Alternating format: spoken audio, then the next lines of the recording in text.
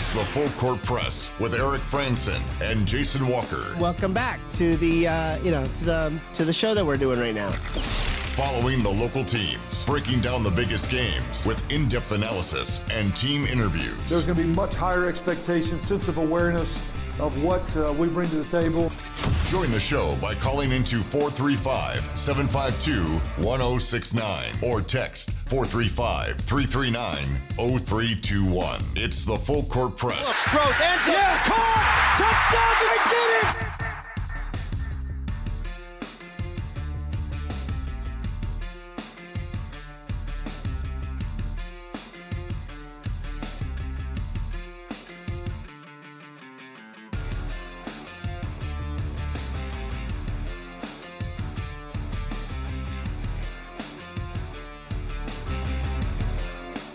Welcome on into the Full Court Press. I almost missed the bump music because somebody turned my headphones up to as loud as they can possibly be. Mine were nuclear over here as well.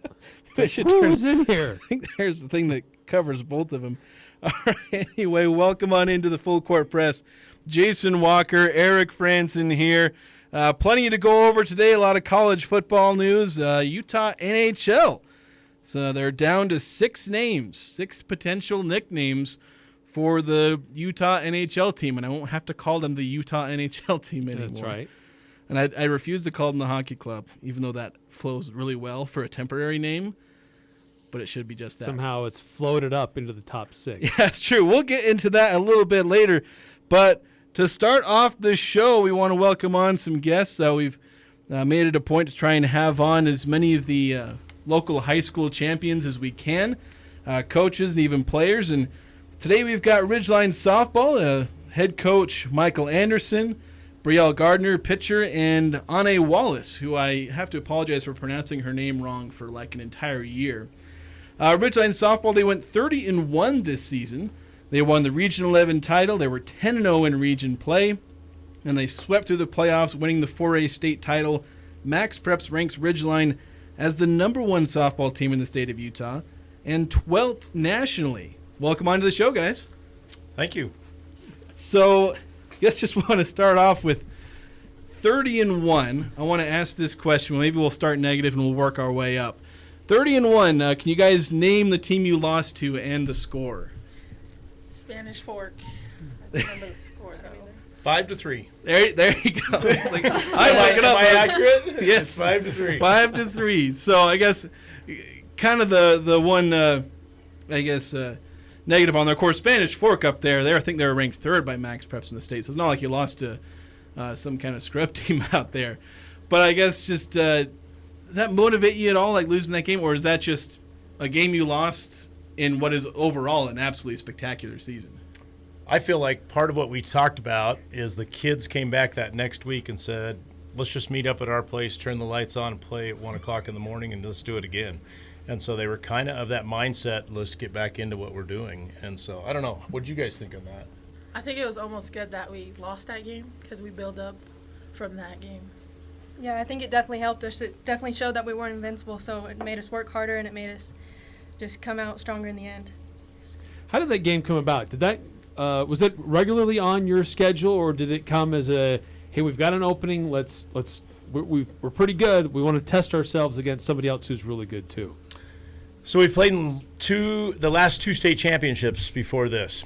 And so what's starting to happen now is teams don't see Sardine as this end-all, but they actually see us as a good enough team. So Spanish Fork reached out to us this year and wanted to schedule a home, and next year we'll go down to their place.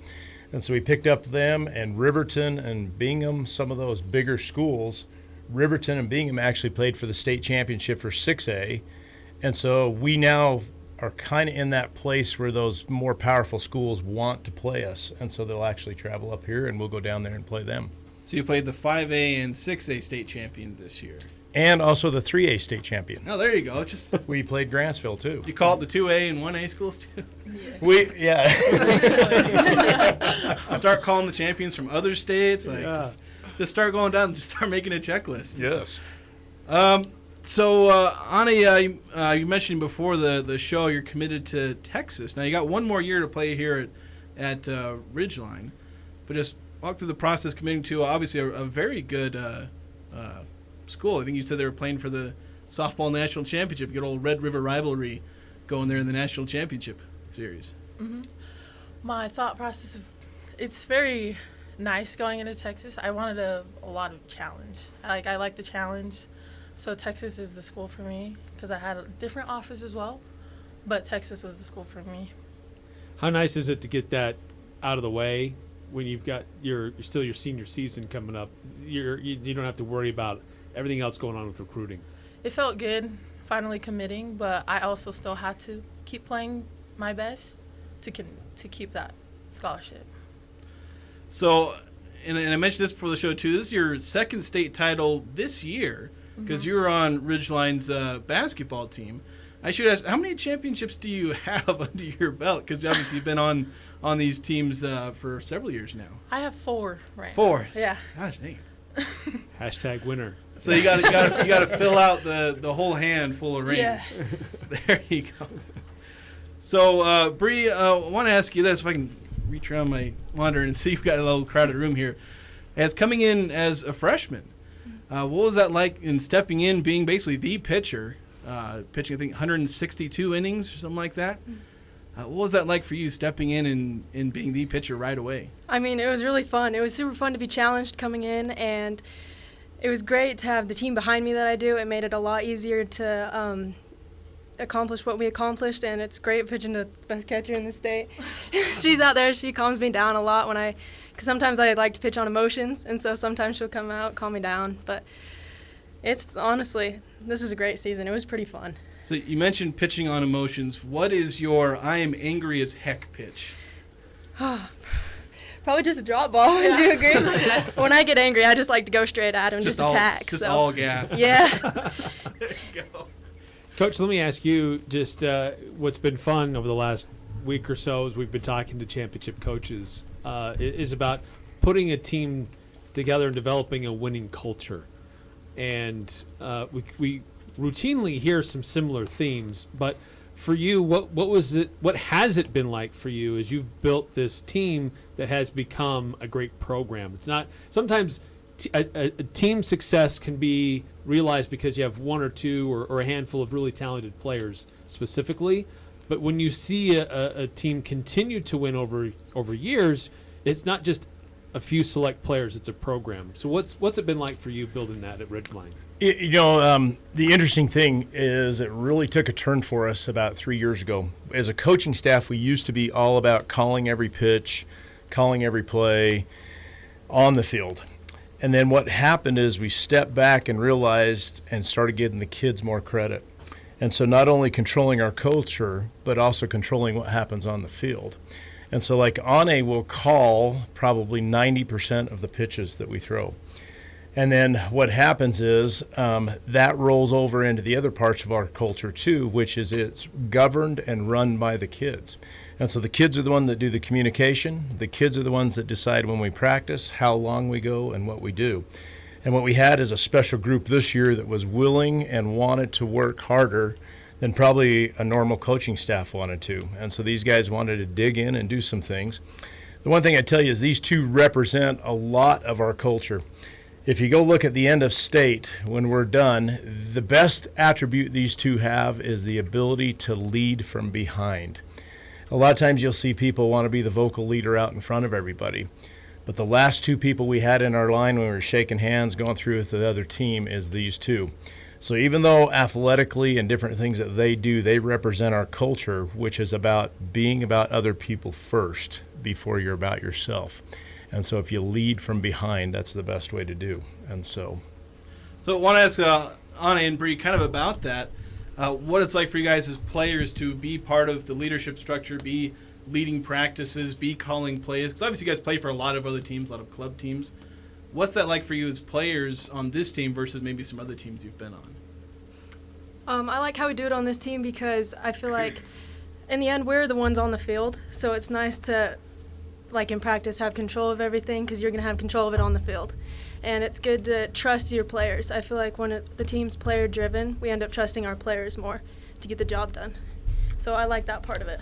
Yeah, I agree as well. Like just having trust in each other and having more control of the game. And yeah. And I've always found it interesting when we talk to high school coaches, there's that I don't know if it's coordination or maybe communication, or maybe it was just expectation from what you're doing at the high school level and what you're hoping you get out of club level or youth programs that kind of feed into what ultimately gets handed off to you. What's that process been like for you to try to develop a certain standard that's now expected at your school to be able to compete at a very high level? So actually, we have 6-feeder teams that we have from age 10U through 18. You don't have to play for us to play for the high school team. Both these kids play for other teams, but we basically have some feeder stuff that comes into that. So the great part about that for those kids that play there is they have the opportunity to play with each other all the time. A lot of times in the summer when you meet up, you're going to get together, and we played a team over at CSI just this past weekend with our summer team. And there's a team out of Boise, which we ended up beating by 8, but they were from 6 different high schools. And so we have a traveling team that these guys also pick up on as they come. And so like Bree will go play some games there, but then she picked up with us probably 5 or 6 times last year. And so the power of what we have for our culture is it's able to be maintained throughout the year. And as weird as it is, we can find 10 months in the year to play softball. And so we have to leave the valley a little bit to do that. But that is kind of what I think is key to it. Ane's been with us for multiple years on that too. But like these two are going with Bree's team next week to Kansas, and they play on a team out of Washington that is ranked nationally too. But even with that, we can still come back together and have an opportunity to learn. Wow, it's amazing. So kind of walk me through the process beginning of the year. As a team, obviously at that point, you won a title a couple years back. You'd been to the finals the year before, last season. Coming into the season, was it basically like we're going to make the title game? I don't know if I want to use the term championship or bust, but is that kind of what you guys were looking at and setting up for this season? So we lost 7 seniors last year. Okay, and so that to me was hard. So this is a brand new team.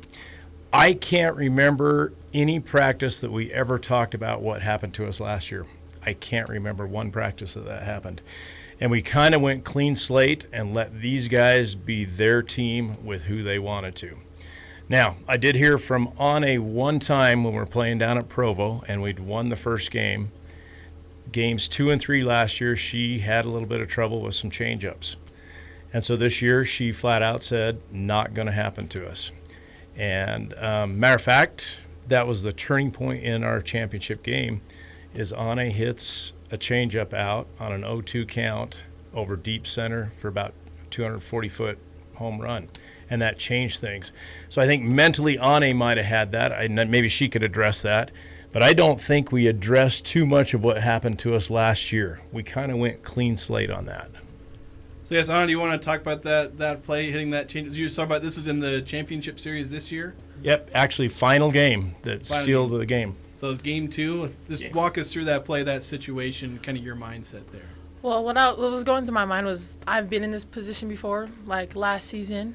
But last season I just kind of wanted to hit the ball instead of like take my time and be calm.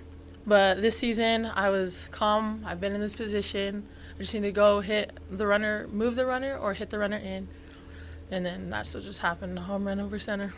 Who was your runner that was in front of you at the start of the inning? Bree. It was Bree. There you go. It was Bree. So we've got Ridgeline softball head coach Michael Anderson, or is it Mike Anderson? I go by either. Okay, I've seen both ways. Ane Wallace and Brielle Gardner here on the Full Court Press. I want to talk about a couple aspects of your team because in terms of runs scored, you guys were like top 5 in the entire state, not just 4A. And then in runs allowed, you were the top team in the entire state. And I think the next closest, you were at 38, and I think the next closest was almost double that, like 69 or 70. It's just, what was that like having, one of the best offenses, one of the best defenses? How do you going about setting up a team that's so balanced on, being able to hit the ball, drive in runs, as well as almost never allowing one? So an interesting thing, just an interesting stat, is this year our team we're now number 2 all-time in the state for most stolen bases in a year.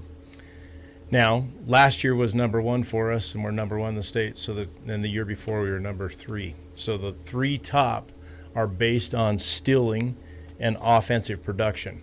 And so stolen bases, we now hold the top 3 in the state of Utah all time for stolen bases. But these kids come to practice, and you can ask, we run tough practices. We spend a lot of time running bases, and we end the day usually by competing against each other, and we play 7 innings as fast as we can. And it's me pitching, which is easy pitching, and so there's a lot of offense when that happens. So they're used to lots of offense. But what happens is that scoring, I think, gave us the cushion and ability that no matter what happened to us on defense, we could get ourselves out of that hole. Now, there was a point there in state, if you go back and look, Bree had actually pitched 32 consecutive scoreless innings, which is absolutely amazing. And then at that point, I think we only gave up 2 runs in the final 5 games. But those 2 things balance each other. So on the subject of steals, who is the best on your team? Noodle, that's her name. Addie Hansen. Addie Hansen. The reason why she's called Noodle is because she's about as thick as a piece of spaghetti, I think. But that makes it so she can run faster. Very, very aerodynamic there. Not a lot of wind resistance to her. And so she ended up this year, she has 125 career stolen bases, which puts her second all-time in the state. 132 is the record. So She needed a few more. She needed a few more. So That's incredible. I know we've been really highlighting the nature of this being a student-led team, but there's a lot that goes into this with parents, your coaching staff, just the general support that has to come together to create a team like this and have the run that you've had to. I put that in every high school situation, you're going to have parents that see with their heart, and it's hard for them to see through things. But I would also put that our program, I feel like we have some of the best parents, if not the best parents in the state, because people sit back and they trust the process. And sometimes that's the hardest thing to do. My son goes to Mountain Crest and played basketball there, so I sat this year and I get a chance to sit in the stands as a parent, and that kind of helped me a little bit as a coach to remember what it feels like to be a parent when I'm coaching, so that you can communicate with them and do those things. But we have great parents that support the program. It doesn't mean that everybody agrees with every time whoever starts or whoever does things. But in the end, I really think everybody had their oars in the water and we're rowing the same direction. So I want to ask kind of maybe a sort of specific question, maybe to the players, because obviously you're building a really good program here, but there's obviously another very good program not too far away in Bear River. I think of the last 6 state titles, I think both of you guys have 5 of them. I think they have 3, and I think you have 2 now. And obviously you both of you faced each other in the finals last year. What's that dynamic like between 2 obviously very good programs, you and Bear River? How do you 2 feel about Bear River? I mean, every time we play Bear River, it's a great game. So I honestly love playing them because I know I have to put my best out there. So I really enjoy playing them. Yeah, to go on with Bree, it's always like a competition with them. And it's nice to have, there's always a lot of fans there. It's very loud, and it's just great competition. Yeah, it's some of the funnest games, us in Bear River. What does that do for just the level of play overall for Region 11? You know, Bear River's got a long history. You're developing a very high standard as well. But just trying to elevate softball generally up here in northern Utah, what's that kind of been like as you guys observed over these last few years? I feel like the competition within the Valley is great because competition always raises players up and makes players better. So I feel like the more competition we have in the Valley, the better. And I feel like the competition is just slowly getting better with everyone in the Valley. I feel like everyone's putting their best on the line, and it's just getting better. So that makes the whole region better. So I would add, I don't think we could have won state without Bear River, because if you don't get a chance to play a team like that, If I remember right, I think they had played up till this year was the first year in 12 years they haven't been in the state championship game. So for 11 years running. So I'm going to tell you, Spanish Fork is strong, but I think the sister program to them that has been the state motto or state person that we follow is Bear River. And that's been a program that we've tried to follow. And so to get even with them and get in the same sentence with them, we needed that competition to prepare us for what happened at state. The other thing I'd tell you is I feel like our overall, what Bree mentioned, our region is better. From Skyview to Logan to Green Canyon to Mountain Crest, every time you play those teams, they want a piece of you. And when you're 30-1, people are bringing their best stuff at you. We had a 5-0 game with Mountain Crest, and we're a hit or two away there. And so there's great teams in our valley, too, that bring it to us. And so I think it puts pressure on us, but it hardens you, and that makes it so you can make a state championship run. You have to have those teams. As you've seen realignment affect what 4A looks like, I mean, forever it was north versus south. And, I would have assumed that teams in southern Utah maybe have an advantage where they can get on a field a lot quicker without having to travel. But Bear River, Ridgeline, you guys have still been able to stay very competitive. Now things have changed as more schools along the Wasatch Front. How has that changed the dynamic of competitive nature in 4A? Well, it makes it more difficult. In the end, though, 5 of the 8 remaining teams that made it to the Final 8, the complex, were from down St. George. And then 2 of them were for us. There was one region that didn't have a team, and then you had Payson. And so by having more teams, it makes it a little bit harder to do. The thing is, all year long in the RPI, we were ranked behind Desert Hills the whole year. And then the RPI goes dark, and then we get a chance to play. We play 5 games during that time, one of those being Bingham. And it really put and changed some things. And so it's complex by having 26 teams right now, but your power right now is probably still that way. It's probably from down in that St. George area to up here. Sorry, Jason. You're good. Let me just ask you, and I'll ask the same question for Bree. Outside of your home field, what field is your favorite to play on? Besides my home field? Yes. Honestly, I would say Desert Hills. They have a really nice field. Their grass is very nice. Fence is a nice distance, and yeah. On the other hand, I'd say Bear River, just because they always bring the fan base and their park's always loud, and I just love Bear River because it's always just a fun game.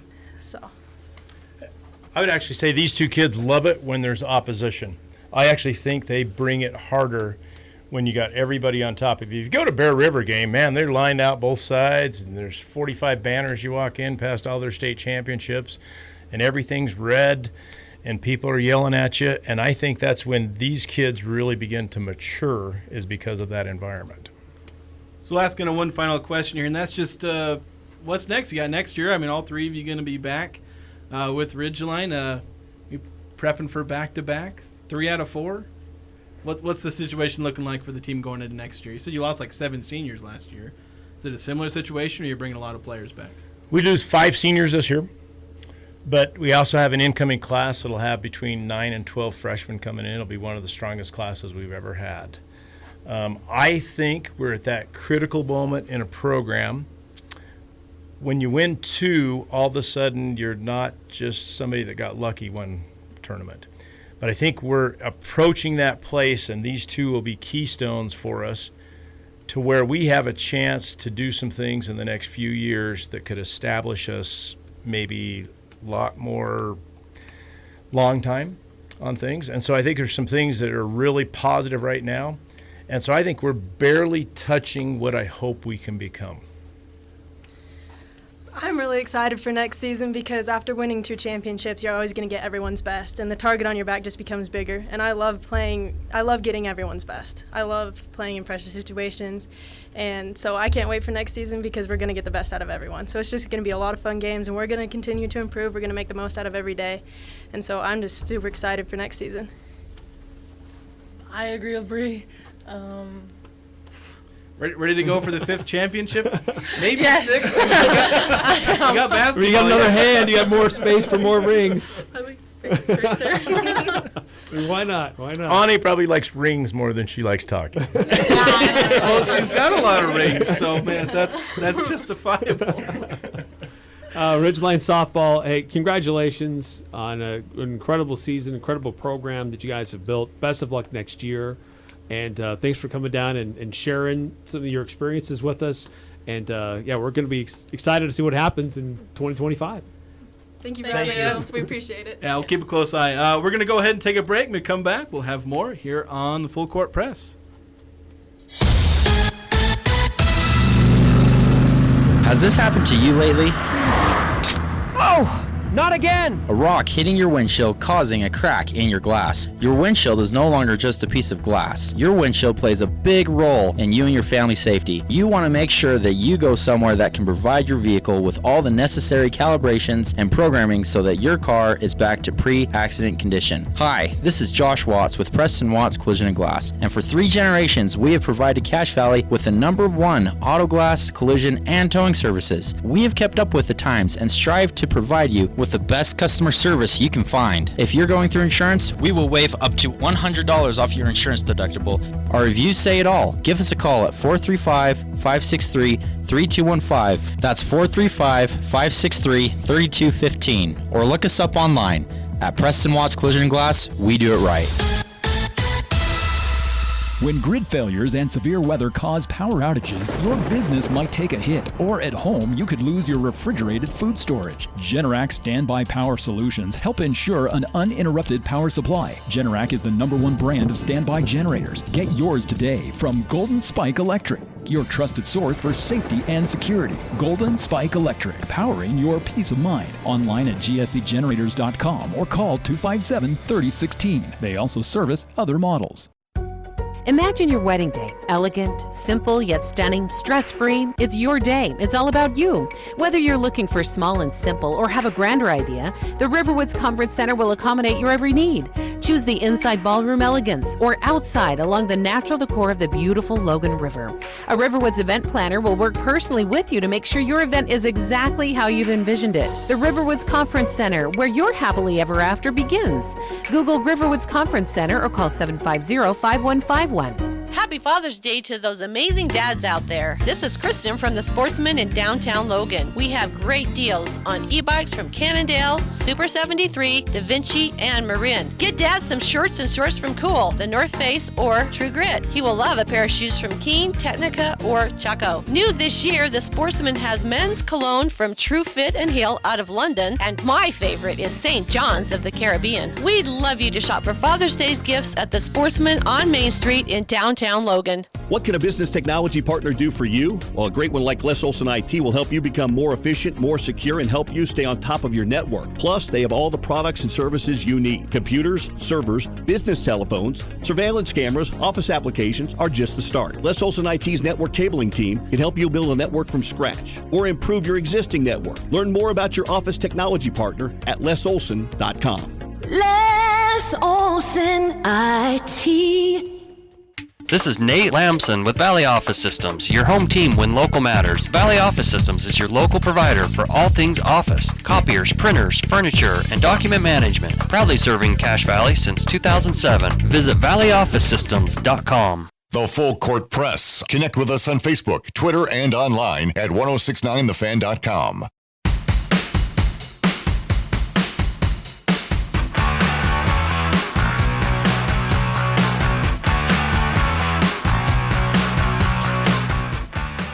It's the Full Court Press. Jason Walker, Eric Branson. Many thanks to Ridgeline Softball, Mike Anderson, Ane Wallace, and Brielle Gardner for coming on and winning a championship this season. A very talented team. I think I remember when Gardner was coming up, at least I'd heard that Ridgeline had this extremely talented freshman pitcher. And yeah, very, very talented. Very, yeah. It's incredible to look at their run through the state tournament. So many shutouts that they were able to put together, string together. Just dominant play. I mean, you'd mentioned, Just how many runs scored versus how few runs allowed. Just incredible run for the Ridgeline softball team. Yeah, pretty insane. If you want to join the show via the Full Court Press text line, 435-339-0321, 9315 saying, Ajay playing headphone tricks on you. Yeah, come into the studio and the headphones are just like... somebody was messing. Yeah, it was just really loud. Or maybe I bumped a dial or something, made it go all the way up. I know we did, and we want to shift gears to college football. Kind of a lot of different things with college football. It kind of just kept adding up to like there was one thing, then there was two things, then there was three things to all talk about with college football. And it kind of ties back 5338 texting at the end of yesterday's show, and we kind of ended up missing it because I was very determined to talk about RSL, and I also didn't see the text. So that was part of it. I didn't realize it was there. Otherwise, we probably would have just talked about that. But 533, it's saying you guys should talk about the college football 12-game schedule that was released today. College football playoff. Is that what I said? You just said college football. But, yeah, college football playoff. There you go. Yes. That was released. And then also the bowl season schedule was revealed. Yeah, so that I almost thought about dialing in another edition of the Bull basketball or bogus game. But now I got to wait because you've got the whole list in front of you. Yeah, unfortunately. I got to wait until you've forgotten all these different bowl games. But as far as the college football playoff, that will begin December 31st with the Fiesta Bowl. And then there'll be 3 games on January 1st, the Peach Bowl, Rose Bowl, and Sugar Bowl. And so that's the opening part of it. And then the semifinal will be the Orange Bowl on January 9th, the Cotton Bowl on January 10th, and then the championship on January 20th. So it seems a little late. That's just so late. But that's the schedule to try to fit it in. I don't know why they can't start those a little bit earlier, but going with tradition. I think tradition is, as college football is. Yeah, it's just the tradition that you end the season with all the important games, so to speak. Right. The ones that everybody talks about. All the other bowl games, they do their thing throughout December from like December. When's the first one? The 12th? The first bowl? Yeah, the first bowl game. Starts December 14th. 14th. Okay, I was off by 2 days. 14th through, there's a couple of them that wind down right after Christmas. Probably like the 28th or so is probably the last one before we get to the New Year's 6 bowls. Yeah, the 14th, then there's a little bit of gap. 17th, 18th. I mean, pretty much every day. They sprinkle them out through like 2 or 3 weeks, mid-December to late December. 24th, several on the 26th and the 27th, a bunch on the 28th. Yeah. But then 30th, 31st, it just that week all the way through January 4th. Interestingly enough, the Holiday Bowl is the only one that's TBD at this point, to be determined. It has not been announced. Like a date or? A date. It's the only bowl that does not have a date. Come on, get your ducks in a row. Yeah. It's June already. Come on, don't we know what we're doing in December? Yeah. So that's the bowl in playoff schedule. So there's not too much else to talk about there. It's just like, hey, here's the bowls. You're going to play in them eventually. There'll be, I forgot to count the bowls, another 88 teams or whatever. Somewhere between 84 and 88 teams playing in bowl games / college football playoff games. Yeah, there's a bunch of them. Because there's usually somewhere between like 42, give or take, a couple of bowls there. I think last year there were 43 or 44 bowls. And I don't think there are any new or bowls that went away. I don't think there are any new. I'm just quickly scanning to see those that have Mountain West tie-ins. So the LA Bowl, December 18th. The famous Idaho Potato Bowl, December 23rd. Hawaii Bowl is almost always on Christmas Eve. It's still the same. The New Mexico Bowl on December 28th. As is the Snoop Dogg Arizona Bowl presented by Gin and Juice by Dre and Snoop. That's its official title now. Bless you. That's on December 28th. There's a few other bowls that Mountain West kind of has some tie-ins, like the Frisco Bowl or there's some that can end up Military Bowl sometimes. So there's a few others here and there that they may have tie-ins, but that's what it's looked like. The main bowl games that the Mountain West has associations with. Yeah, there you go. Yeah. Start making plans now. Yeah, start making your plans. Make your plans for the, if you want to be optimistic, the LA Bowl. Plan your trips to LA, and you said December 18th? December 18th. December 18th. Make your plans, or if you're less optimistic, make your plans for a drive up to Boise, or if you want to be really pessimistic, plan to do something else. Yeah, make a trip down to Tucson. Well, really pessimistic is they're not going to a bowl. You have all of December is free. Plan your cruise. So there's your 3 levels of optimism for Aggie fans. I'm making plans to be in L.A. in mid-December, making plans of being in Boise, and I'm going to be on a Caribbean cruise. Basically. So the other bit of college football news that's maybe a little more interesting, and we're probably going to try and dive into this a little bit more later, try and talk to some people, get some perspective, some Utah State perspective on how this may impact them, but something that kind of came across the desk was that the NCAA is planning on allowing teams, after there being restrictions, forever, about corporate logos, basically sponsorship logos, on the playing surface of football fields. And potentially even patches on jerseys. We may be headed in that direction, but certainly at least something on the field.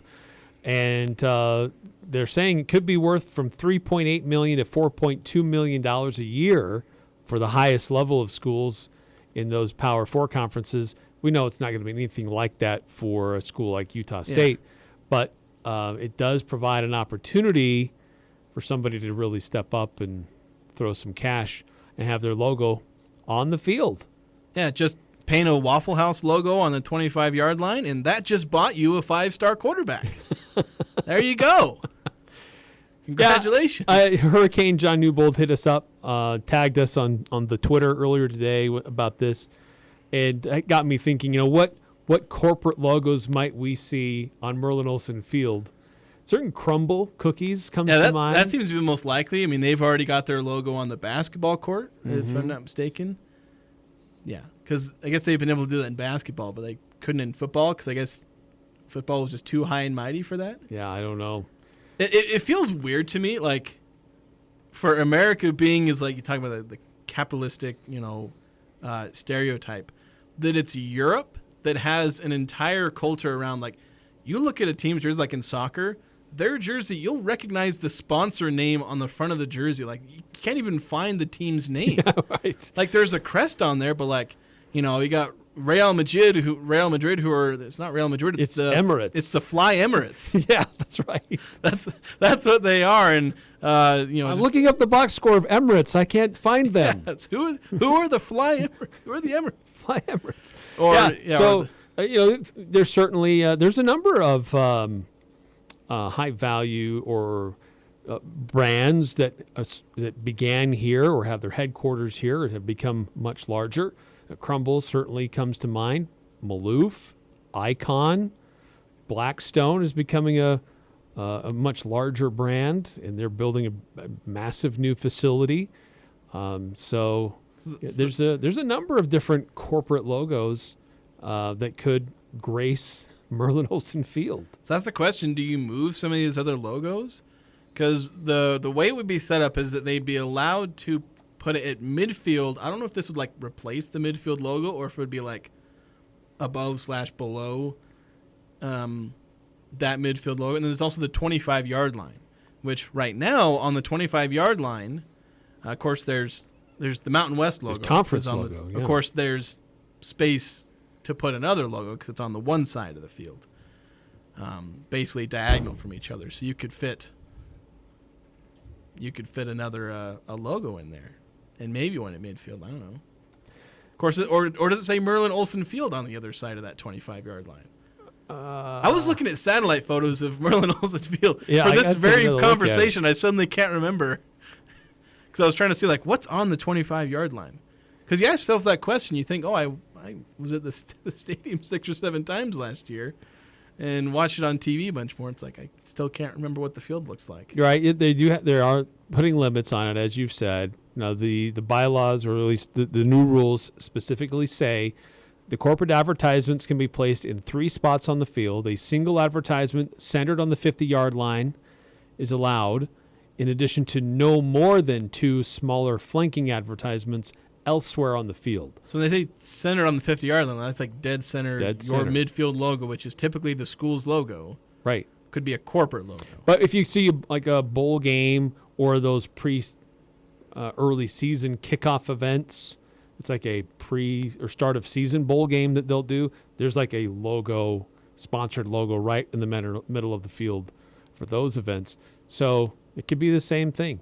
Like your U State logo with someone else underneath it, or you rebrand it. And that'd be fine. Like if you put it underneath, but it'd be weird. Like if you replace the midfield logo of your school with a corporate sponsor. Like if you put the brand logo like right beneath you, like okay, that's whatever. That happens, but it would just be so weird. And I very much expect a bunch of programs to be putting corporate logos, if they can get one, on those 25-yard line spots, because it's an easy source of money, and teams are going to be in need of money because suddenly we have to pay the players now. So I'm looking it up. The Merlin Olsen Field is centered on the 20-yard line. Okay.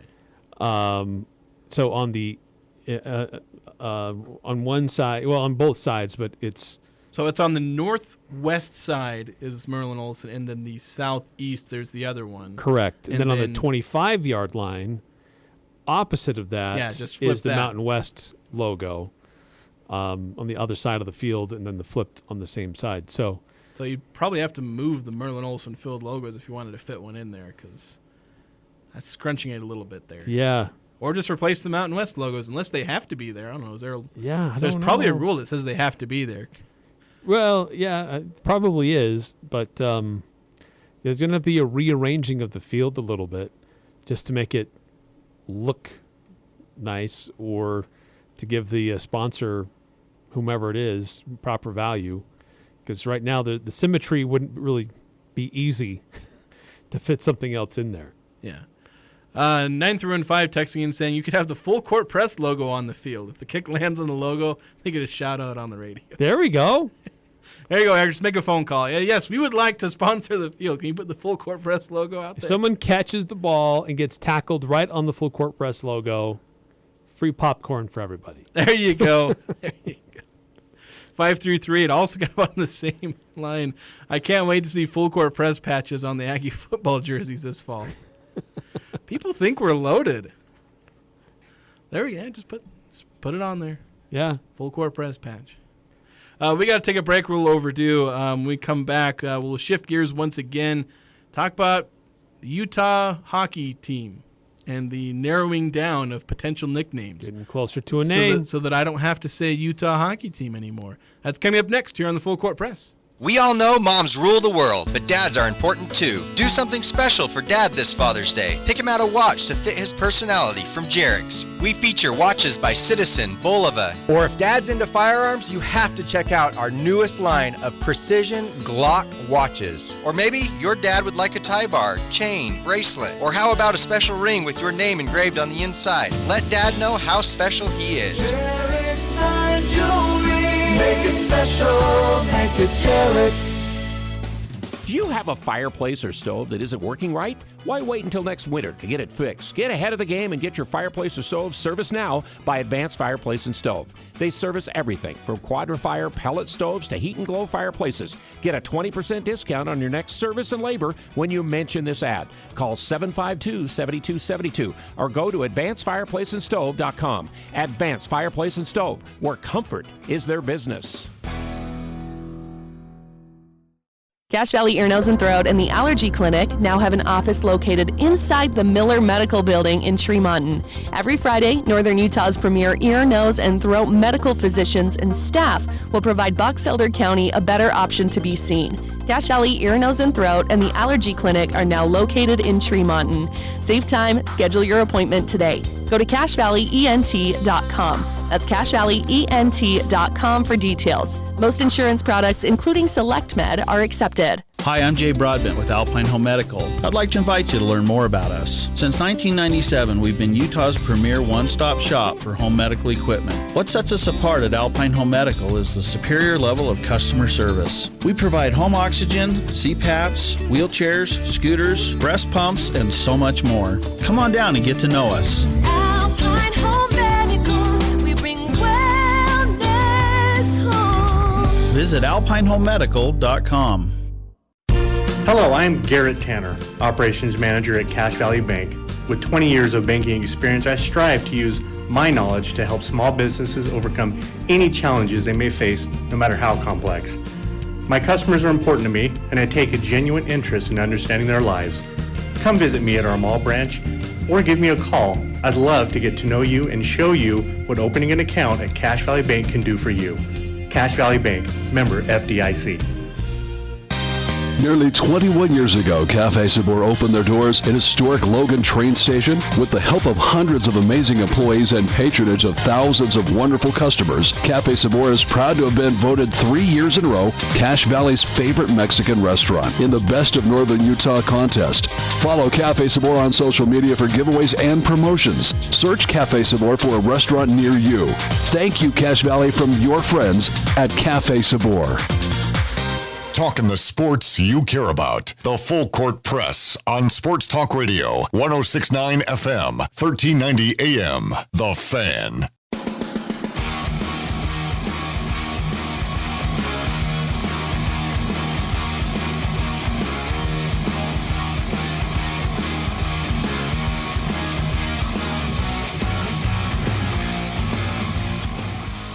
It's the Full Court Press. We got to go kind of quick here. We got really behind on breaks talking about college football and also talking Ridgeline softball. We had Mike Anderson, a couple of his players on. Yeah, it was a lot of fun. Celebrating their 2024 championship.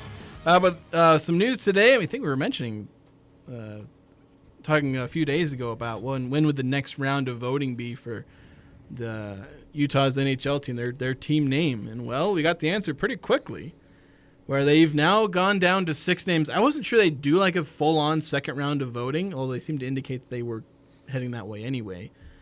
But they've got 6 names that they've narrowed it down to, according to Smith Entertainment Group. They had 520,000 votes, or at least they said 520,000 fans participated.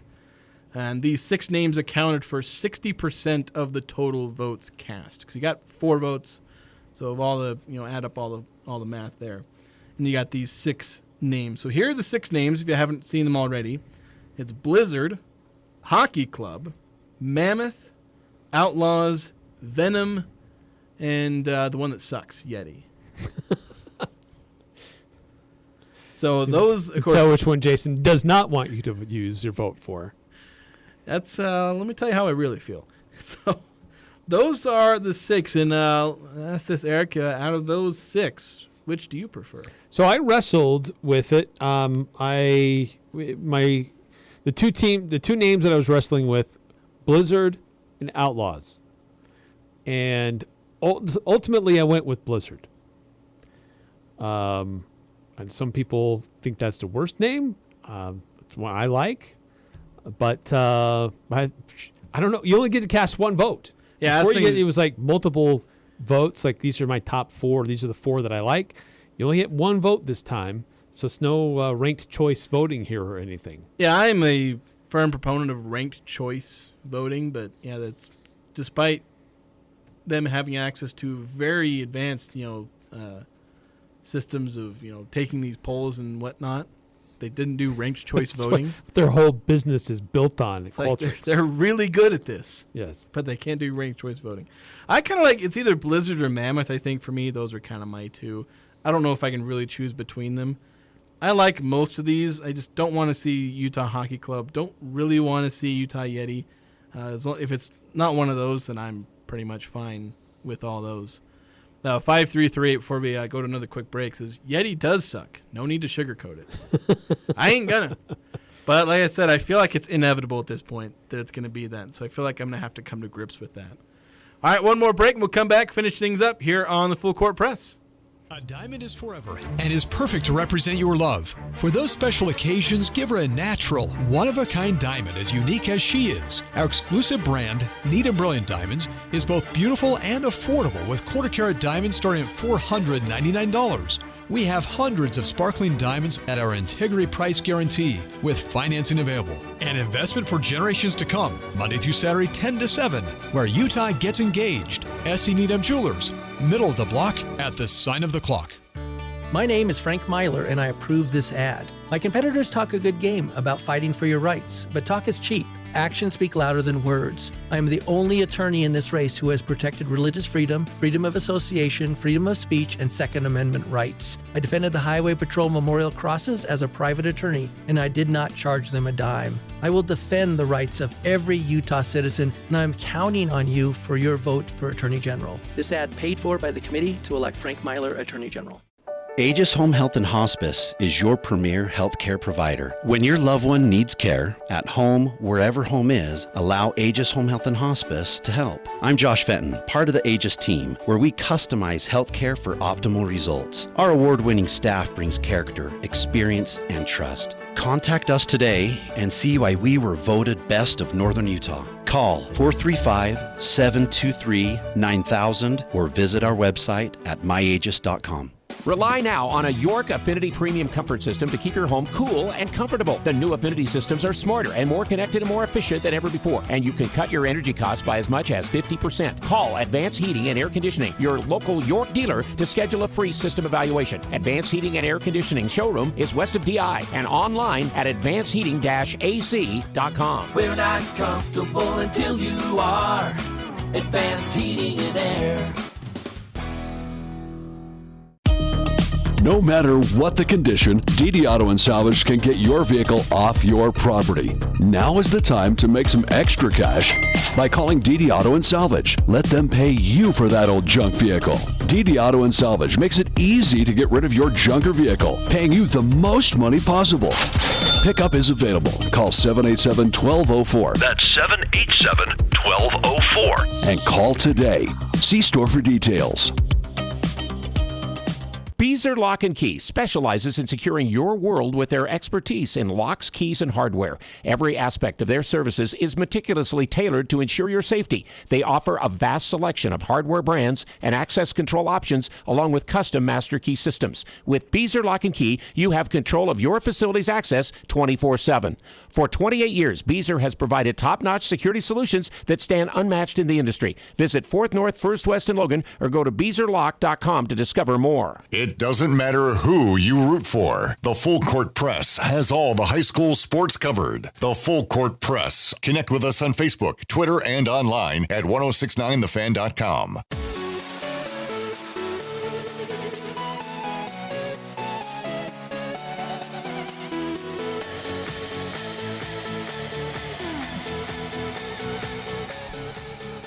Whether you drive a little or a lot, your locally owned Napa Auto Parts has all the items to keep your car running smooth and looking good. You got Napa Gold filters and 5 quarts of premium full synthetic oil for just $35.